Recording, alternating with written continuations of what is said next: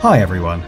There are so many legends in the world that people are arguing about. If you've ever watched Mythbusters, you'll know what I mean.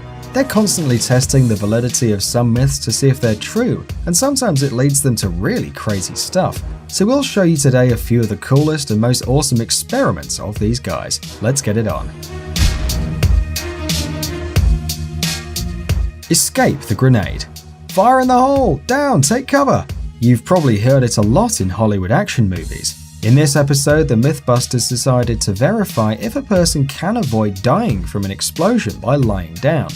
So, they put a hand grenade on the ground and installed special panels around in order to see how exactly the debris would fly away.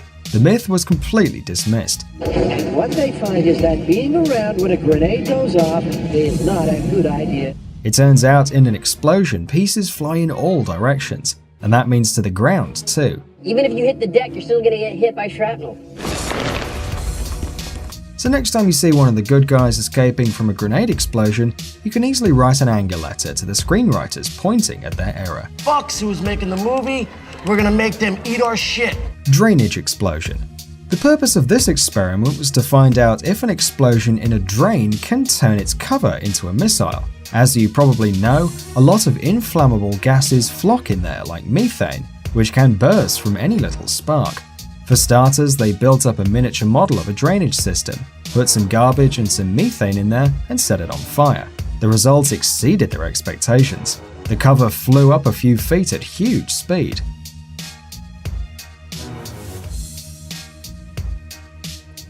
But that wasn't enough for them, and they built another model, but this one was full size. And here's the moment of truth. They fill the space with methane, set it on fire, and the cover rockets up.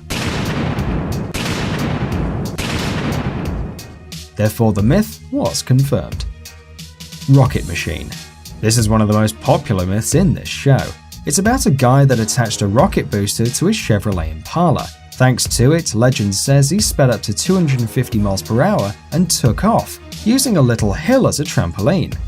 Mythbusters decided to repeat this adventure. They attached 6 boosters to the car, built a big trampoline, and damn, the car did fly. 39-40, you're doing fantastically. All right, you guys are looking good. Center up. He's gonna hit. There goes the rockets. But not for a long time. After a few pirouettes, it simply fell down. Thus, the flying car myth was busted. Cutting the car. It all started with a myth about a snow cutter. It was thought that if its scoop rams into a car, it can cut it in two. It turns out the deal is not so simple. In order to cut the car half and half, they had to use a huge steel beam attached to a rocket-powered sled. After 750 feet, the beam hit the car at a speed of 550 miles per hour, cutting it in half. Open the door in a sinking car.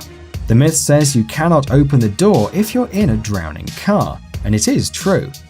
The thing is that the pressure difference inside and outside is too big, and you physically won't be able to open the door until the car gets completely filled with water, and the pressure inside and out levels off.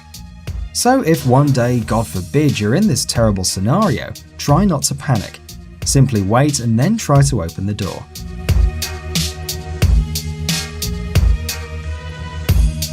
Avoiding a traffic jam. The myth is that if you're driving a truck, you can go freely, knocking off all the cars as if they were bowls, just like in Hollywood movies. But it proved to be more complicated than that. The truck was getting stuck all the time, so they had to upgrade it by adding a metallic fairing that would scatter the cars around. So the trick is doable, only if you pimp your ride like that. Bullet vs RPG.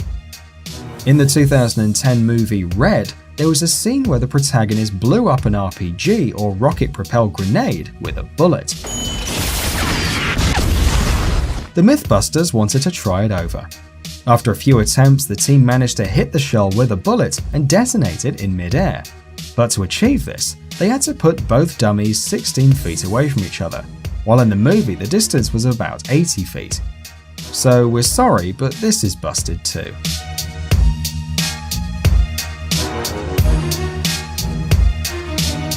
Truck accident. There's a myth about a truck accident. According to it, a truck slipped into the oncoming lane and hit another truck at full speed. But that's not everything. In the middle of the crash, there was a passenger car.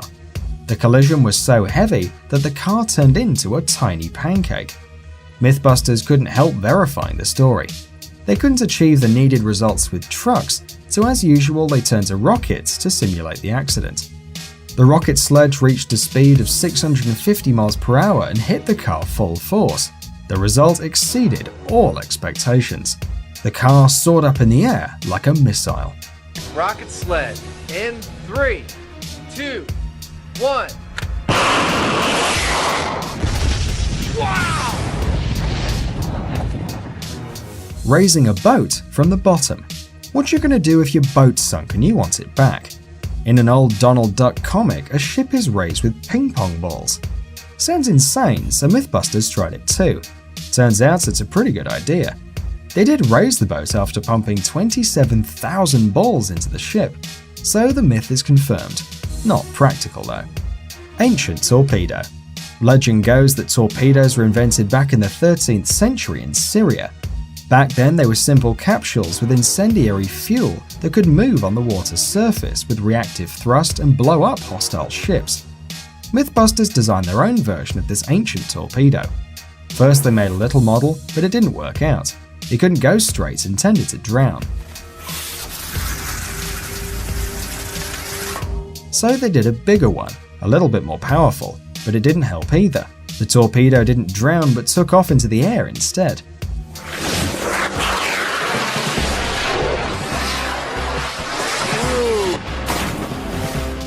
Finally, after multiple experiments and upgrades, they managed to aim the shell at the ship and blow it up. So it may be true that the first torpedoes date back to the 13th century.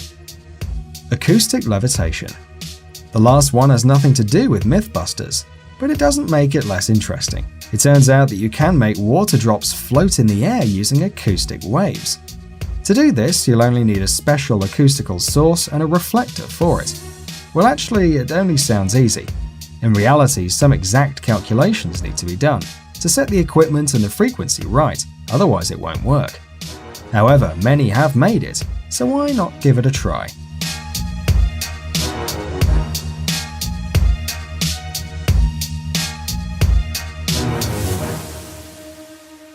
Thanks for watching. Please like and share the video in social networks, and we'll be right back to you as fast as we can.